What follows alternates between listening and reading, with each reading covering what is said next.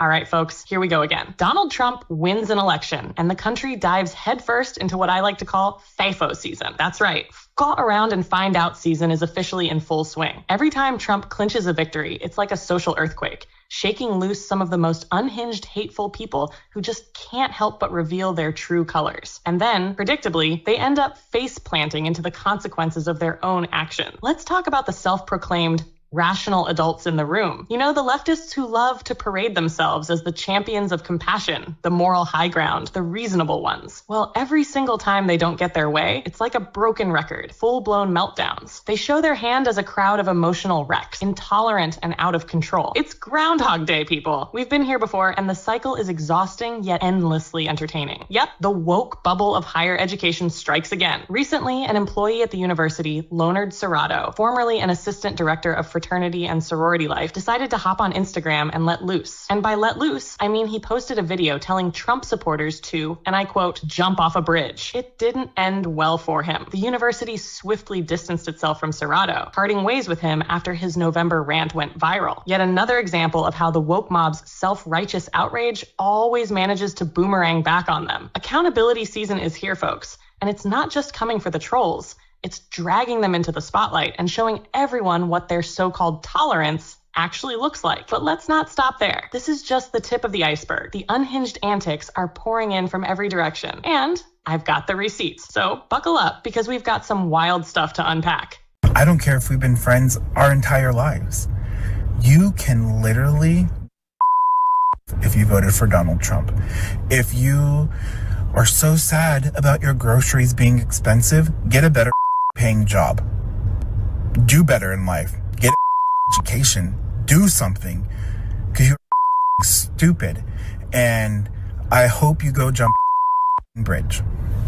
Here we go, folks. Another day, another shining example of that so-called leftist tolerance. It's like clockwork. Every single election season, the same tired script plays out. Conservatives start gaining ground, or heaven forbid, they actually win, and the left collectively loses its mind. They can't handle defeat at all. Their default reaction? Spewing venom, calling for violence, or saying something so outrageous and vile that even they can't defend it. Let's take a stroll down memory lane. Remember the riots after Trump's 2016 win? Businesses looted, cars torched. It was chaos in the streets. Overnight rallies in Portland, Oregon turned into full-fledged riots.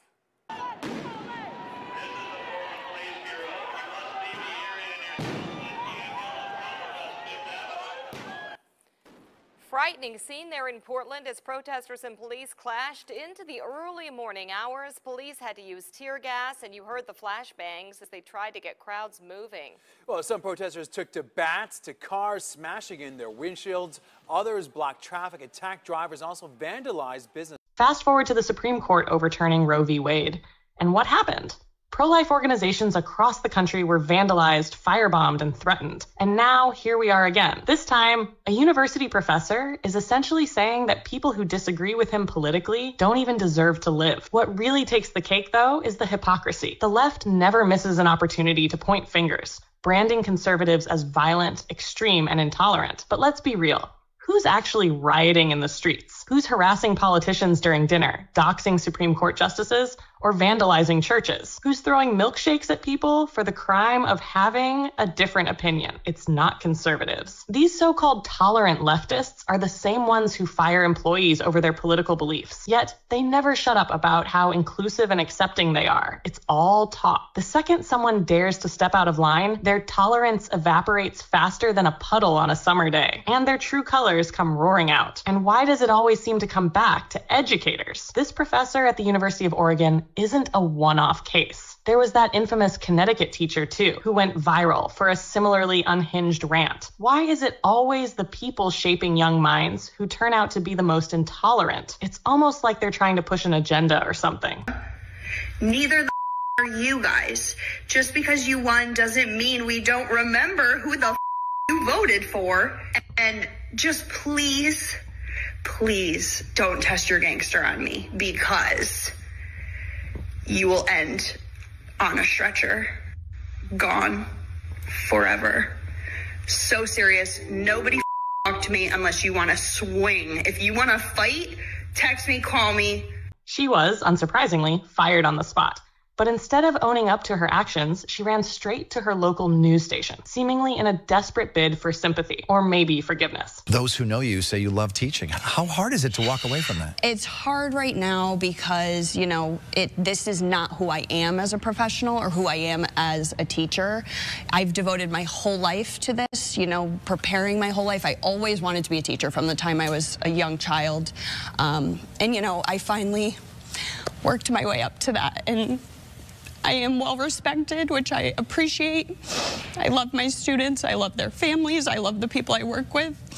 And, you know, I'm just trying to do what's right now to get my life back on track and get back to what I love. And it's my biggest passion in the world. What's your message to those parents? Those parents, I am so sorry that you had to see that side of me, because the only side of me I ever wanted you to see was what you saw and what I did for your kids and what I did for you. And I hope that I was always a support and always did everything that I possibly could for you. And I promise you that I intended to, and I did everything I could to be there for the families and the parents, and just how sorry I am that now this is out there and they have to see this. It's the same tired story every time. They spew the most vile, indefensible garbage, and the moment they get called out, they morph into the victim. Classic leftist playbook. And once again, their hypocrisy is on full, unapologetic display. Let's be honest, their so-called tolerance is nothing but a one-way street. They demand absolute acceptance for their ideas, lifestyles, and policies, but when it comes to anyone else, forget it, no respect. It's all take and no give. The Democrat Party has become the party of hate, the party of violence, the party of absolute intolerance, and they prove it every single time. This isn't just empty rhetoric. Their actions scream it loud and clear. And let's cut the nonsense about both sides while we're at it. There are not two sides here. On one side, you've got rational, mature adults, people who understand that disagreements are part of life and can still have civil conversations. Let's call them ideologically tolerant. And on the other side, you've got the ideologically intolerant, entitled, perpetually offended, and ready to throw violent hissy fits the second things don't go their way politically. That's not a debate, that's a fact. It's one side losing their minds, threatening family members, disowning friends, and torching relationships every time an election doesn't swing their way. Even Bill Maher, a guy who's no fan of the right, has had to admit it. The left's intolerance isn't just a bug in their system. It's the entire operating manual. He just remember him hugging Nixon, and then so what? I know, but at the time he was he was seen as a traitor. It's so funny you mention that, because like today we live in this time when you're not allowed to have friends from the other side or cross lines politically. And I forgot that there's an example of that way back when. Yeah. A guy who crossed lines politically. Ooh, the worst thing you could ever do, be friends with a Republican? Call 911. Yeah. This is what I hate about the left. Like, you know, and they're not going to get me over to the Trump side, which they think they will sometimes. But just the idea that, you know, cut your family off for Thanksgiving if they voted for the wrong guy. Well, yeah. Well, I don't know. And Sammy, but when he hugged Nixon, he was ostracized. Yeah. Oh, yeah. By the left a lot. That was an early harbinger of cutting off your own family members just because they voted differently. Yeah, that's about as far from tolerant as you can get. Welcome to another round of FAFO season, where the left once again shows its true colors. They're really out here proving the point for us, time and time again. Anyway, that's about all I've got for you on this one. A little dose of holiday commentary to chew on. If you enjoyed this, don't forget to drop a like and consider subscribing to the channel. Thanks for tuning in, and I'll catch you in the next one.